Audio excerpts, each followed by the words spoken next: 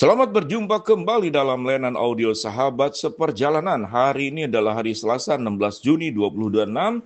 Tema renungan saat teduh kita dengan judul Menerima Kenyataan Hidup. Firman Tuhan terambil dalam Pengkhotbah pasal yang pertama, ayat yang pertama, pasal ketiga, ayat yang pertama sampai dengan kedua. Untuk segala sesuatu ada masanya, untuk apapun yang ada di bawah langit ada waktunya. Ada waktu untuk lahir, ada waktu untuk meninggal, ada waktu untuk menanam, dan ada waktu untuk mencabut apa yang ditanam. Mari kita berdoa. Bapa yang di dalam surga, terima kasih bahwa kehidupan kami dianugerahi dalam anugerah waktu yang fana dan juga anugerah dalam kekekalan. Di dalam nama Tuhan Yesus kami berdoa, amin. Shalom sahabat seperjalanannya dikasih Tuhan. Kalau ditanya sejauh mana kita hidup, kehidupan itu ada di dalam dua waktu. Yang pertama adalah waktu yang fana, yaitu hidup kita yang ada batasnya. Yang kedua adalah hidup di dalam kekekalan. Sehingga kekekalan kalau disebut waktu, itu setuju-setuju saja. Tapi kalau kekekalan dianggap tidak ada waktu, maka itu pun benar juga. Karena kekekalan berarti waktu untuk selama-lamanya atau kehidupan yang tanpa waktu. Di dalam Alkitab kita belajar untuk belajar menerima kenyataan hidup.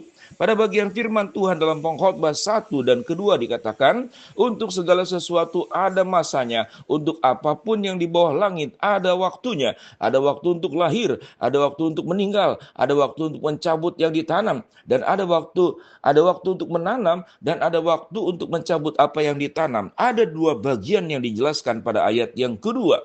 Satu yang waktu berkenaan dengan manusia, yang kedua waktu yang berkenaan dengan tanaman. Pada manusia dikatakan yang lahir dan ada waktu untuk meninggal. Tetapi pada tanaman ada waktu untuk menanam, tetapi ada waktu mencabut apa yang ditanam, atau kemudian kematian daripada tanaman-tanaman yang kita tanam. Pada titik ini sahabat seperjalanan, hidup yang ada di dalam waktu, mungkin sebagian orang mengatakan itu seakan-akan sesuatu yang musibah. Pada saat bertumbuh, pada saat lahir, pada saat kita hidup dengan baik, seperti tanaman pada saat menghasilkan buah, lalu memberikan manfaat yang luar biasa. Semua senang-senang saja. Hidup manusia pun sama. Suatu kita tumbuh dengan baik, sehat walafiat, lalu bertumbuh dewasa, kita senang-senang saja. Tetapi pada saat kemudian kita menjadi proses menua, lansia, dan pada saat lansia kita tahu dengan jelas kehidupan akan berubah segala-galanya. Kulit kita berubah jadi keriput, lalu tulang kita jadi keropos, kemampuan kita melihat jadi terbatas, pendengaran kita menjadi bermasalah, pencernaan kita pun mulai mengalami problem dan masalah. Organ-organ tubuh dalam kita juga mengalami problem.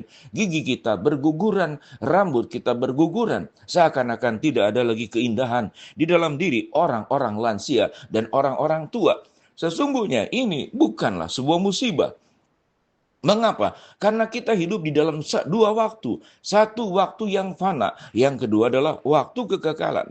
Segala sesuatu yang hidup di dalam waktu yang fana akan melewati proses sebagaimana yang dikatakan pada ayat yang kedua. Ada waktu untuk lahir, ada waktu untuk meninggal, ada waktu untuk menanam, ada waktu juga untuk mencabut apa yang ditanam atau waktu memanen.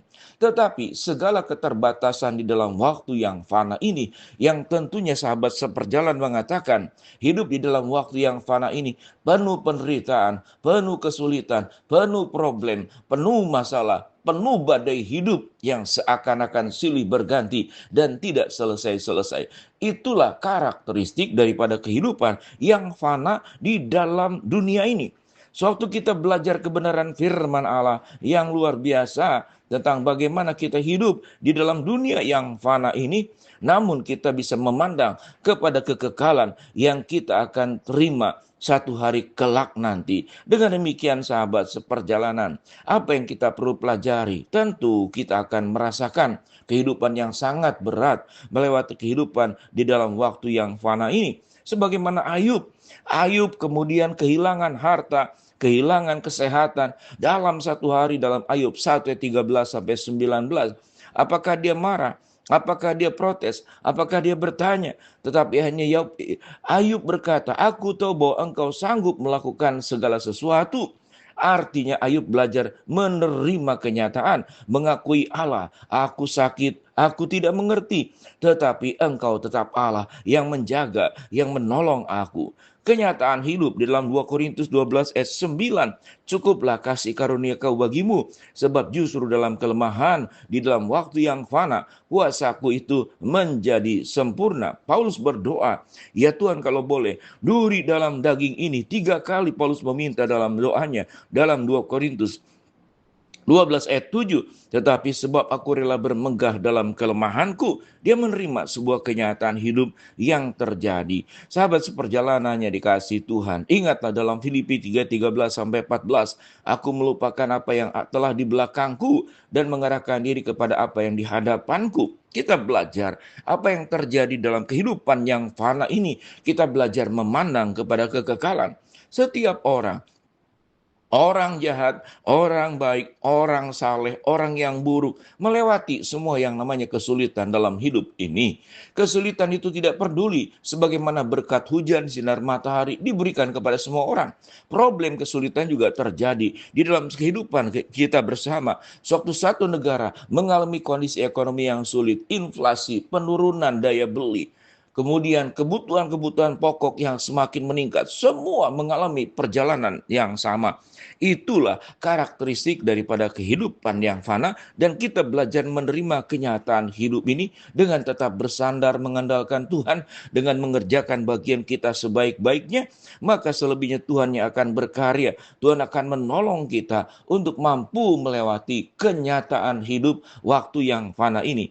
Dan Tuhan akan menggantikan segala sesuatu di dalam kekekalan yang akan menolong kita memandang masa depan jauh lebih baik, kemudian jauh lebih indah. Sahabat seperjalanan, seorang pendeta yang bisa melakukan kesembuhan ilahi dengan anugerah Tuhan menyembuhkan banyak orang, dia juga mengalami sakit, dia juga mengalami proses penuaan, dia juga mengalami kematian. Tidak ada yang bebas, tidak ada yang kebal dengan yang namanya kenyataan hidup yang harus kita lewati, yang perlu kita lakukan untuk menghadapi kenyataan hidup ini, menerimanya dan tetap kuat menghadapi kenyataan hidup. Di tengah-tengah kenyataan hidup yang terjadi dengan versi cerita hidup masing-masing sahabat seperjalanan, satu dengan yang lain yang berbeda. Ada kekuatan Allah dicurahkan, adalah pertolongan Tuhan yang dinyatakan. Ada penghiburan damai sejahtera yang Tuhan limpahkan. Karena ingatlah bahwa kita melewati kehidupan yang fana, kenyataan hidup ini, satu hari kelak nanti ada batasnya, ada waktunya. Dan Tuhan akan ubahkan dengan waktu kekekalan yang kita akan terima. Di sana tidak ada persoalan hidup, tidak ada maut, tidak ada ratap tangis, tidak ada duka cita. Semua yang lama berlalu dan Tuhan akan gantikan dengan perkara-perkara yang indah dalam kehidupan kita. Sahabat seperjalanan, belajarlah menerima kenyataan hidup, hindari keluh kesah, bersungut-sungut, menyalahkan keadaan, menyalahkan orang lain, menyalahkan Tuhan, karena tidak akan menolong masalah hidup kita menjadi lebih baik. Masalah hidup kan menjadi lebih baik suatu kita belajar dengan sabar, percaya, beriman, bersandar kepada kekuatan Tuhan. Ingatlah kenyataan hidup karena kita hidup di dalam waktu yang sementara. Kita berdoa.